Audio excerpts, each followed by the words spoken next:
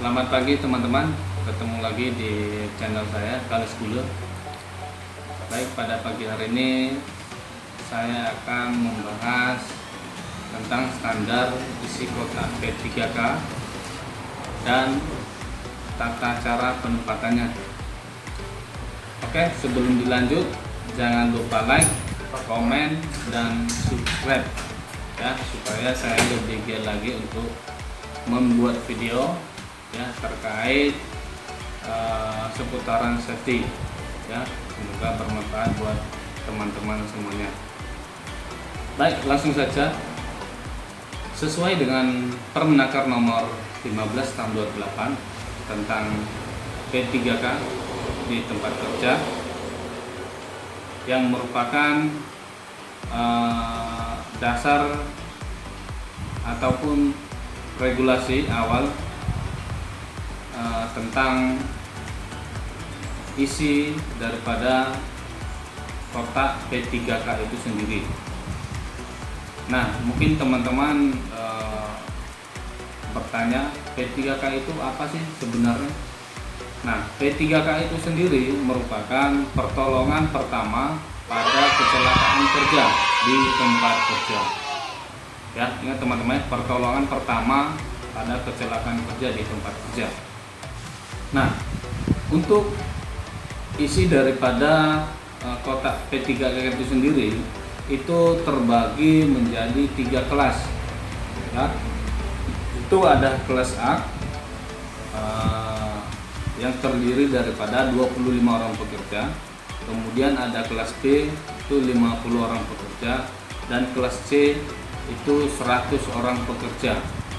Nah, dari item yang sudah diatur di Permenaker nomor 15 tahun 2008 tadi, nah itu menjadi acuan ya. Nanti misalkan di perusahaan teman-teman misalnya mau membeli kotak P3K dan isinya, nah standar isinya itu sudah diatur di Permenaker nomor 15 tahun 2008 tadi ya, sesuai klasifikasi atau komposisinya tadi, seperti yang untuk A untuk 25 orang, kemudian untuk yang B 50 orang, dan yang C itu ada 100 orang pekerja ya. Jadi jangan nanti salah beli, misalnya pekerja teman-teman di perusahaan itu ada 100 orang, kemudian teman-teman membeli kotak P3K dan isinya itu yang dikhususkan itu 50 orang, jadi nggak sinkron ya. Jadi misalnya pekerja teman-teman itu ada 50 orang, belilah yang item yang untuk dikhususkan untuk 50 orang. Nah, kemudian perlu juga diingat bahwa isi daripada kotak P3K itu tidak ada obat misalkan sakit kepala atau sakit diare dan sebagainya ya. Karena isi kotak P3K itu sendiri itu dikhususkan buat pertolongan pertama pada kecelakaan di tempat kerja ya. Misalkan ya mungkin ada yang terluka ya, teman-teman di proyek misalkan ataupun di kantor kena terluka, mungkin terpeleset dan sebagainya ya, itu mengalami luka. Nah, jadi yang harus kita cari yang duluan itu ya di kotak P3K itu ya, kita cari isi sesuai yang kita butuhkan ya, misalnya ada kasa steril, kemudian ada alkohol di sana ya, dan sebagainya sesuai kebutuhannya. Jadi jangan nanti teman-teman misalnya sakit diare, cari kotak P3K, atau cari misalnya sakit kepala cari kotak P3K. Nah, itu salah teman-teman ya.